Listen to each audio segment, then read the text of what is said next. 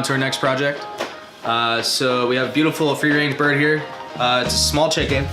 It's probably about 2.5 pounds. And we made a Tepa Agave glaze to go with this. So we just seasoned the chicken with salt, paprika, black pepper, a little bit onion powder, and then we made a glaze. So with the glaze we have Tepa Agave, we have a little bit of grapeseed oil, rosemary, lemon juice, and some salt, and that's it. So I'm just gonna pour a little bit of glaze over the chicken.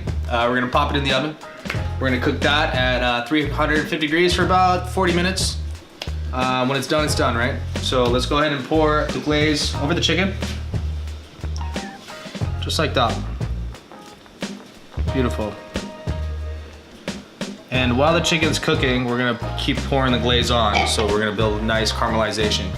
And the Tepa Agave really acts to the chicken. It's gonna start caramelizing. We're gonna get a beautiful color. It's gonna be awesome. So let's pop this in the oven, get this cooking. Just like that.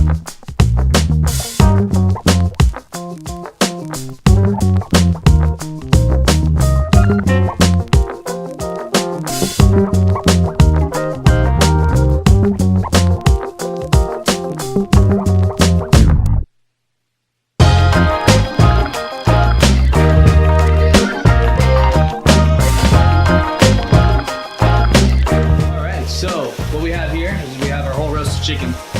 Now what we did is we made our glaze, remember? So we had our agave nectar, lemon juice, olive oil, and salt, pepper, rosemary, mixed those things together. We glazed the chicken while we're cooking it.